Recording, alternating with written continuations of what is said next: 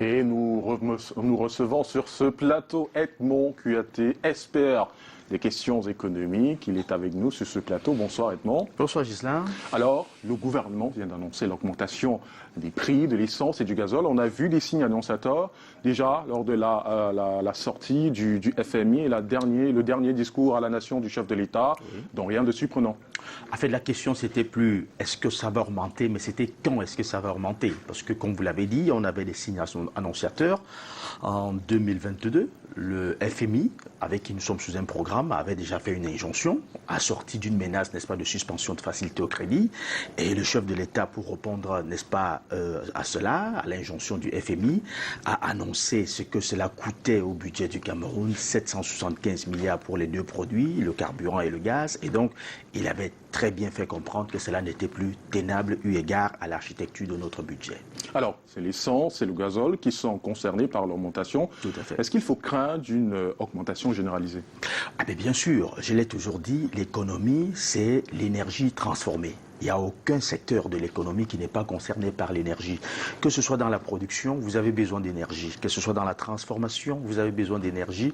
Que ce soit dans la distribution. Et quand je dis distribution, vous voyez la chaîne logistique, c'est-à-dire le transport et autres. Vous avez besoin d'énergie. Et donc, forcément, il va y avoir un effet mécanique qui va se répercuter sur l'ensemble des secteurs. Dans la production, ça va se répercuter. Dans la transformation, ça va se répercuter parce que vous avez très bien compris qu'il y a également une augmentation sur le pétrole vendu aux industries. Et finalement, sur la distribution également, ça va s'augmenter. Donc, il va y avoir un effet mécanique généralisé sur l'ensemble des produits.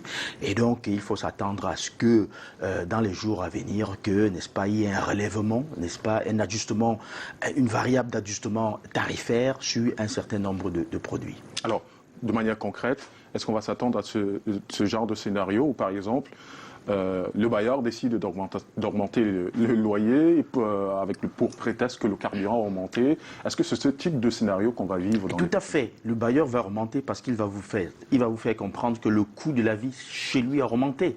Et donc, il va falloir qu'il retrouve, n'est-ce pas, ce qu'il dépense un peu plus quelque part. Et donc, forcément, il va répercuter ça sur le coût du loyer. En fait, il s'agit de quoi? Il s'agit du fait que tous ceux qui vont avoir, n'est-ce pas, un surplus de dépenses quelque part vont chercher à gagner ça sur leur source de revenus. C'est-à-dire, par exemple, le transporteur qui va désormais payer 100 francs de plus pour celui qui consomme l'essence et 145 francs de plus pour celui qui consomme du gasoil. Ben, tout simplement, il va augmenter le prix du transport.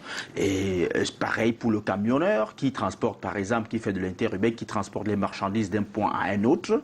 Et si d'habitude, il consommait pour 100 000 francs de gasoil, désormais, il va peut-être consommer pour 135 000 francs de gasoil en faisant son plein. Et donc, forcément, il faut répercuter ça sur c'est ce qu'on appelle les effets d'entrain, les effets de chaîne, les effets mécaniques. Et donc, ça va se répercuter sur l'ensemble des secteurs de la vie économique nationale. Alors, l'État a pris des mesures et a proposé certaines pour essayer de garantir le pouvoir d'achat des consommateurs. Sont-elles suffisantes pour vous? Ah non, on ne peut pas dire que ce sera suffisant à la hauteur. Déjà, il faut savoir qu'avant, n'est-ce pas, cette augmentation de prix du carburant, il y a une poussée inflationniste à laquelle nous assistons déjà depuis quelques mois. Et donc, aujourd'hui, l'État a augmenté, j'ai très bien compris qu'ils ont augmenté 5,2% sur le salaire du personnel, n'est-ce pas, de l'État. Et ils ont proposé une augmentation du SMIC à 41 000 francs, soit 4 000 francs, n'est-ce pas, d'augmentation. Il faut avouer que ce sont des mesures qu'on peut saluer, mais il faut les saluer avec beaucoup de timidité parce que c'est quand même assez mièvre eu égard à ce qui va se passer dans les prochains jours. Parce que lorsque vous augmentez 100 francs, souvenez-vous que lorsque le taxi était à 200 francs, quand on a augmenté 25 francs, le taxi est passé à 250 francs. Aujourd'hui, en augmentant 100 francs, il faut bien s'attendre. Le syndicat des transporteurs, certainement, ils sont déjà dans les états-majors pour voir, n'est-ce pas, pour faire des calculs et voir combien est-ce qu'ils vont augmenter. Et donc, en augmentant 5%, c'est-à-dire que si vous avez un salaire de 100 000 francs, on vous augmente peut-être 5 000 francs. 5 000 francs. Donc, vous voyez que 5 000 francs, ce n'est pas rien, mais ça ne vous permet même pas d'assumer, de payer le transport sur un mois. Hein, parce que si jamais, je fais un calcul un peu stupide, si jamais les transporteurs devraient augmenter seulement de 50 francs, ça veut dire que le taxi passe à 300 francs. Si vous devez payer 10 jours, n'est-ce pas, de taxi, ça va vous faire quoi? Au bas mot, 3000 francs, n'est-ce pas, de taxi. Et si vous devez payer 20 jours, ça vous fait, 6 000 francs. Et un mois, ça vous fait 9 000 francs. Donc, ça ne vous permet même pas de couvrir, n'est-ce pas, les frais de transport. Je ne parle pas des autres produits, des autres dépenses que vous devez couvrir. Et je pense également que cela est lié uniquement à l'architecture de notre budget. Je dois rappeler que le salaire du personnel, c'est 20%, c'est-à-dire c'est le deuxième compartiment qui absorbe le budget de l'État après le service de la dette qui est de 27,7% dans notre budget, suit directement le salaire du personnel qui est de 20%. Et donc aujourd'hui, en augmentant, n'est-ce pas, ça va augmenter un peu, ça va passer de 20% parce que si mes calculs sont bons, en 5%, ça va augmenter d'environ 131 milliards ou 135 milliards, n'est-ce pas, sur les 1200 et poussières de milliards que représente le salaire de l'État. Et donc voilà,